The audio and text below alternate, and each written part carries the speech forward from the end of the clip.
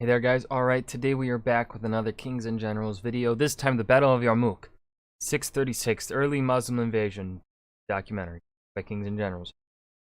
I'm gonna stick to what I said previous video, try not to ramble here at the beginnings. We're gonna go ahead and just dive right into the documentary. 1,381 years ago, between the 15th and 20th. This is a different voice. This is a different narrator.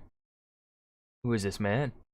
What happened to the other guy? Is this such an old video that this was before they have their current narrator, or who I'm assuming is their current narrator? Or are they like swapping around? 20th of August, the geopolitical situation in the Middle East changed forever. The Eastern Roman Empire faced an invasion from a new religion, Islam, and they fought for dominance in the region during the Battle of Yarmouk. Thousands died during these 6 days, and violence still rages in the region. Welcome to the new edition of Kings and Generals, the documentary series. Is the gameplay Lyric in it? Battle of Yarmouk, Byzantine Sicilian War? Imbrian. They're showing off.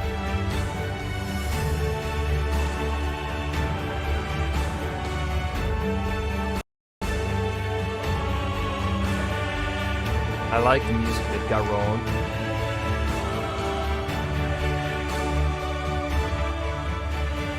First, we wanted to thank everyone who has been watching our documentaries so far. Statistically, few people watch the end of videos, so we decided to ask for your Oh, this is a really old video. subscriptions here. This is when they were called New York documentaries. I don't think I watched them back then. So you don't miss a thing. In one of our previous videos, we covered the war between the Byzantine Empire and the Sasanian Shahtum that took place between I didn't realize it was this old. Okay, I'm interested. I'm really interested now.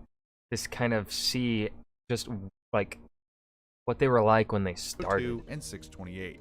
Now, in order to understand the situation in the region before the early Muslim conquest, please watch our previous videos. To summarize, that war ended inconclusively. Neither side gained much, and conflict weakened both states and exposed them to an invasion from the new caliphate. While the two great empires were fighting a bitter war, to the south of them the prophet of Islam, Muhammad, was preaching his new religion. By 630, he had successfully united most of Arabia under his control. Muhammad died in 632 and was succeeded by Abu Bakr. Although most of the peninsula rebelled against him, the new caliph was able to restore his kingdom in 633. Abu Bakr launched an invasion against lands beyond Arabia during the very same year. Eastern Syria, western Iraq, and central Jordan were all conquered and became the foothold for the next phase of his plan, the invasion of Palestine. Al-Walid just going around fucking kicking ass like mad lad. This region was a weakness in the Byzantine defenses. The local population was often disloyal for religious reasons, and Roman rule was just recently restored after the war against the Sassanids. Historically, these lands were usually invaded by the Persians from the east, so the defenses to the south were lacking. Yes. In 634, Abu Bakr ordered the invasion of Palestine and Syria. His plan was to take control of these provinces and cut the Byzantine Empire in half. Emperor Heraclius still considered an attack from the south to be unlikely, and only left local garrisons to defend the region. The first battle happened on the Roman-Sasanian border at Firaz. Arab forces then moved to Palestine, where the Roman garrison of Gaza was handily defeated in February. I just like how the Arabs are just coming in and fighting the two of the biggest empires in the world at the moment. They're just coming in and kicking both their asses. Heraclius then reacted to that and sent a larger army to the center of the region, Caesarea Maritima. The best Muslim commander, Khalid ibn al-Walid, who previously operated in the Sasanian territory, joined the army. In June and July, he defeated Ghassanid forces and then the united Byzantine Ghassanid army led by Heraclius himself, while taking only minimal losses. The central battle of this campaign took place in August at Ainidain. The Byzantines lost more than 10,000 men, along with the ability to defend Palestine. The Muslims now controlled the countryside, but weren't eager to attack any of the coastal cities since the Byzantines still led an overwhelming naval advantage. Arab forces moved to the north, slowly taking over the land. Heraclius traveled from Emesa to Antioch and started recruiting a new army to stop the invaders along the Yarmouk River. However, Muslim forces were moving too fast, and soon Basra and Tiberias fell under the pressure. Enemies were now in the vicinity of strategically crucial Damascus, and Heraclius sent his armies to stop them. Unfortunately for them, Al-Walid defeated the Romans twice and besieged Damascus. Fucking mad lad. Sources offer differing versions of the events. However, either through an assault or betrayal, Damascus fell at the beginning of September. The death of the Caliph slowed down the invasion, as his successor Umar demoted Al-Walid, but the new Muslim leader still wanted to conquer Syria, and at the beginning of 636, the most important city of central Syria, Emesa, was occupied. Aleppo and Antioch were now under imminent danger. However, now Heraclius had 5 armies under his command and also agreed on a plan with the Persian Shah, Yazdijerd III, to launch a simultaneous offensive.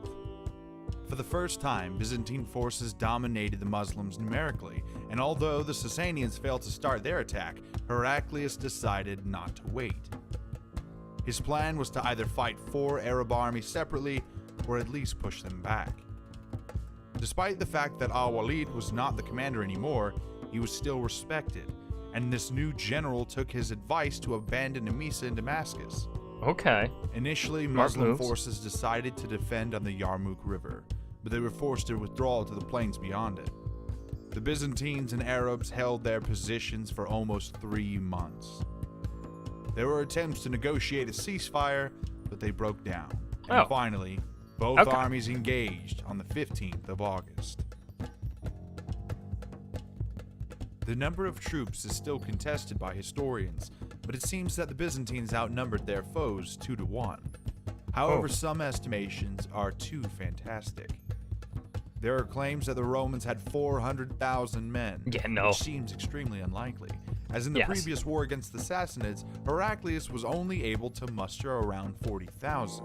Even if recruitment lasted for a year, the Byzantines wouldn't be able to field much more than that. We know that the Arabs had around 15,000 during the siege of Emesa, but were joined by forces raiding Palestine and reinforcements from Arabia since then, so it was probably more like 20 to 25,000 strong. I agree with this number, yes. The leader of Byzantine was Armenian General Vayan. He used Ghassanid light cavalry under his command as a screening and skirmishing force.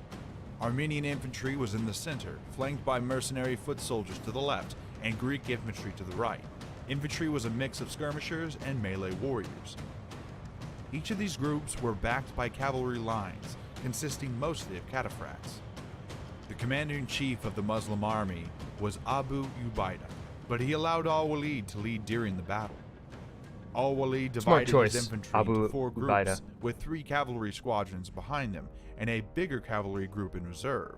Arab troops had lighter armor, but compensated that with a higher mobility. It should also be said that the Roman army was international and multi-confessional. The Arab army, however, worshipped one religion and consisted of one ethnicity, so the latter had a substantial edge regarding morale. Yes, both sides considered the plains to the east of the Yarmouk River favorable, as the Byzantines relied on their numbers, while the Arabs felt that mobility was their real strength.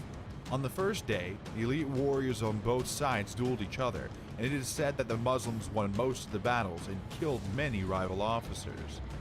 At noon, Vayan sent 1/3 of his infantry forward for a reconnaissance action, and in some areas began pushing the Arabs back.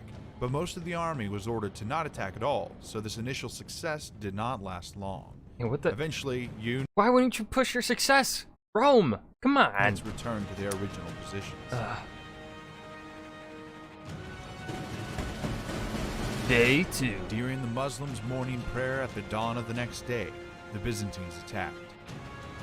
Vayan's plan was to tie down the enemy center and use a numerical advantage on the flanks. After some struggle, the Byzantines succeeded on their left side, and their enemies had to retreat all the way back to camp. Sources claim that camp followers and even the wives of the Muslims joined the defense, and that allowed the defenders to drive the Byzantines back. Oh, wow. The Arabs also had to retreat on the left, but eventually took back most of the lost territory, as al-Walid led his cavalry to the area. The Byzantine plan had failed, as the Muslim reserve counterattacked their center, and they had to retreat to restore the front. Day 3. The third day started similar to the second, as Vane's left flank was able to get an advantage and killed many Muslims, but al-Walid restored the formation by sending his cavalry reserve to the right. The number of losses the Arabs took was much higher than that of the Byzantines, so al-Walid understood that his defensive tactics were bound to end in defeat and tried to come up with a new strategy. He's got to come up with something. Oh, straight to day 4. Okay. Okay. The Byzantine leader was sure that his tactics were working and decided to attack the left once more. And as in the previous days, his forces were able to drive the enemy all the way back to camp. This time, the right center group of the Arabs also had to retreat, and it seemed that the breakthrough would happen soon. Al-Walid had to save the day. He ordered his left and left center to attack and tie down the opposition. As the Byzantine left and left center advanced too much, they had no one to defend their right side. Al-Walid would take advantage of this and send a group to attack there. Ooh. The Byzantines took many losses and had to retreat to avoid encirclement. The Arab right and right center had its share of casualties, but it held off the opposing forces.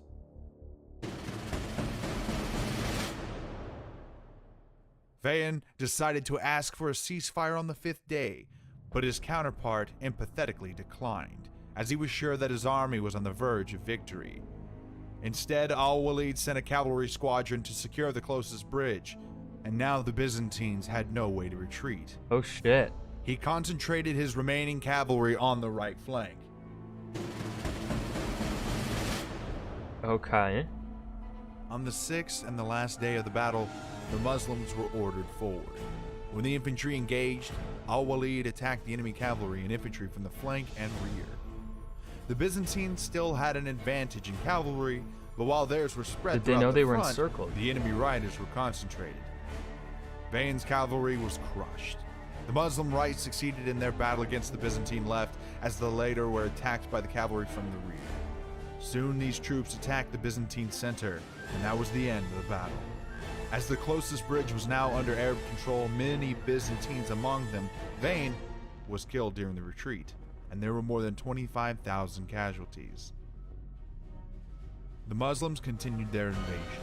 In the next decades, they took Syria, Egypt, and North Africa from the Eastern Roman Empire, and even Constantinople was besieged on multiple occasions. The Romans never returned to these lands, and the Muslims still hold dominion over them today. Thank you for watching our documentary on the Battle of Yarmouk. We hope that you enjoyed it, and we'll be happy to hear your feedback and get your likes. If you share this video, you will help us quite a bit. I am Commissar Bro, narrating for Nurik and Phoenix, and we'll catch you on the next one. I didn't even know that they had a different channel name before Kings in General. Wow. And I thought I have been following them for a long time. But apparently I have not. Well, that was the Battle of Yarmouk, 636, early Muslim invasion documentary by Kings and Generals. Well, back then, they're a different name. I hope you guys enjoyed. Remember to hit that like button and subscribe for more. And I will see you guys in the next video. Peace.